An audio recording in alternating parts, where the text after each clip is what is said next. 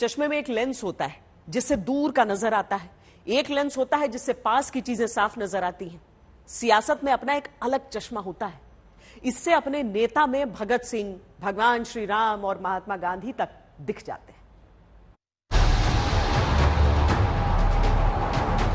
अरविंद केजरीवाल को मनीष सिसोदिया में भगत सिंह दिखते हैं। राजस्थान के मंत्री को राहुल गांधी में राम नजर आते हैं और राजनाथ सिंह कहते हैं महात्मा गांधी के बाद सीधे प्रधानमंत्री ही अब देश की नब्ज जानते हैं। राजनीति का ये वो उल्टा चश्मा है जिसमें अपने अपने मुताबिक सबने अपने अपने मामले में अपनी अपनी सियासत की सुविधानुसार किरदार चुन लिए।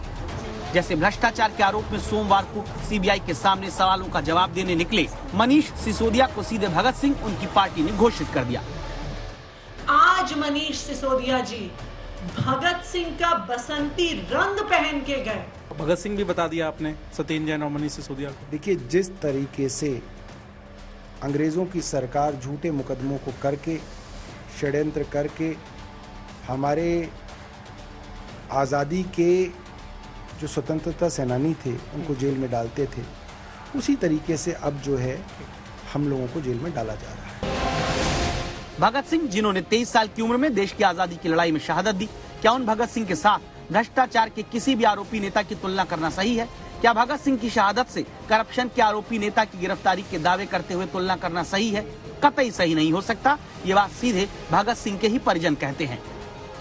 मुजरिम जो लोग हैं, जो करप्शन के केसों में फंसे हुए, जहां उनके ऊपर केस इल्जाम चल रहे हैं, क्यों उनकी शहीदों के साथ इक्वेट करें और उनको जरूरत क्यों पड़ी? उससे क्या पॉलिटिकल माइलेज लेना चाहते हैं वो? उनका ठीक है, अपना लड़ाई जो है वो पॉलिटिकली लड़ें, लेकिन मत इनको शहीदों के साथ इक्वेट करो। अकेले सरदार भगत सिंह की बात नहीं है, बाकी भी जितने आज़ादी के लड़ाई में फ्रीडम फाइटर्स हैं उनके साथ भी किसी को इक्वेट ना करो। उनका मिशन और था, उनका ये राज भाग लेने का नहीं, उनका ये नहीं था कि हमने सत्ता में आना है, नहीं तो वो सरवाइव कर सकते, कभी फांसी के रस्से पर नहीं जाते। आजादी के लिए देश में बड़ा आंदोलन लड़ा गया, लेकिन मनीष सिसोदिया से पूछताछ होती है तो कार्यकर्ता और नेता इसे आजादी की दूसरी लड़ाई बता देते हैं, जबकि भ्रष्टाचार के खिलाफ आंदोलन शुरू करने से लेकर आम आदमी पार्टी बनने तक लगातार आजादी की दूसरी लड़ाई ही कहा जाता रहा। तो क्या नेता अपनी सुविधा के मुताबिक शहादत और शहीदों का इस्तेमाल करते रहेंगे? भाजपाइयों का भगत सिंह से क्या लेना देना है? जिन लोगों ने 52 साल तक भारत का तिरंगा अपने मुख्यालय पर नहीं फहराया, वो भाजपा कांग्रेस भी कह रही है, भाजपा भगत सिंह के बारे में बात करेगी। और दूसरी बात यह है कि भारतीय जनता पार्टी हो, कांग्रेस हो, दोनों पार्टियां हमको टारगेट करेंगी। क्यों? क्योंकि हम शिक्षा पे काम कर रहे हैं। जब दिल्ली के मुख्यमंत्री ने मनीष सिसोदिया और सत्येंद्र जैन को शहीद आजम से कंपेयर किया था, जिस तरीके से गांधी जी की तुलना किसी से नहीं की जा सकती, उसी तरीके से शहीद भगत सिंह जी की भी तुलना किसी से नहीं की जा सकती। इस देश में कोई ऐसा व्यक्ति नहीं 140 करोड़ में जिनकी तुलना भगत सिंह जी से की जाए, लेकिन एक ऐसा व्यक्ति जरूर है जो सिर्फ अपनी कुर्सी बचाने के लिए किसी की भी तुलना शहीद भगत सिंह जी से कर सकते हैं। और सिर्फ एक कुर्सी, ऐसी कितनी कुर्सियां या कोई भी पद, चाहे वो सांसद का पद कुर्बान है शहीद भगत सिंह जी के सामने। लेकिन इतनी नीची राजनीति मैंने नहीं सोचा था कि कोई कर सकता है। सिसोदिया में भगत सिंह अगर आम आदमी पार्टी देख रही, तो अब भारत जोड़ो यात्रा करते राहुल गांधी में कांग्रेस के नेता भगवान राम को देखने लगे हैं।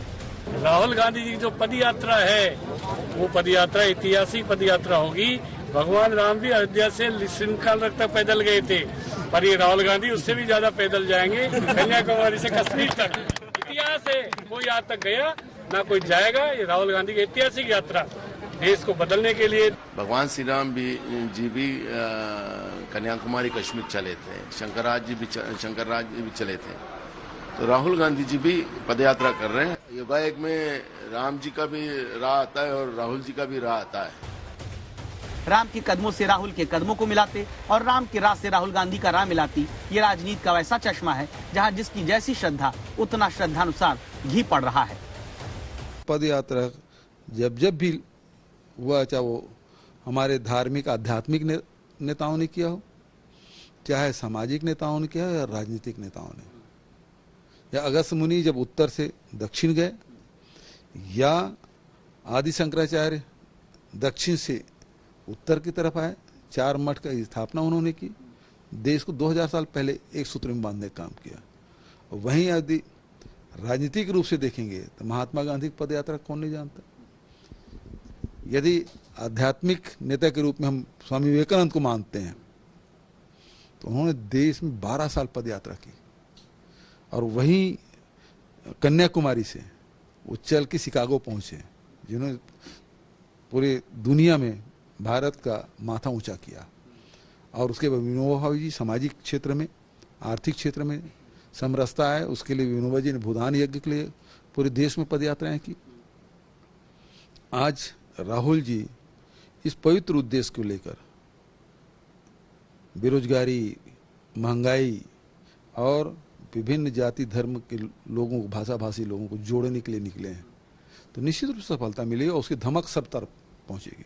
आज ऐसे लोग अपनी तुलना श्री राम के साथ करते हैं तो ये तो दुर्भाग्यपूर्ण बात है और ये उनके मानसिकता को दर्शाता है कि आज कांग्रेस पार्टी किस प्रकार से राहुल गांधी की तुलना राम जी से करके श्री राम का भी, हिंदू समाज के ऊपर भी उनके भावनाओं को आहत करने वाली बात कर रही है। और एक सवाल ये भी बनता है कि क्या कन्याकुमारी की तुलना लंका से की जा रही है?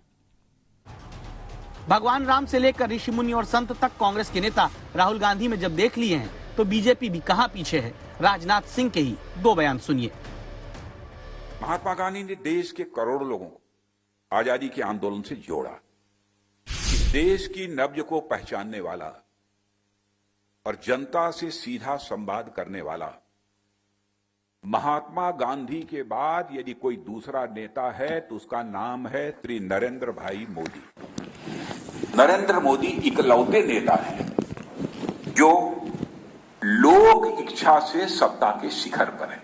लोक इच्छा से सत्ता के शिखर पर, हमारी कृपा से नहीं है, आपकी कृपा से नहीं है, जन सामान्य लोक इच्छा से। इस तरह भगत सिंह भगवान राम से लेकर महात्मा गांधी तक अपने अपने राजनीतिक विश्वास के साथ अपने अपने नेताओं के भीतर अवतरित करने की सियासत पूरी हुई है।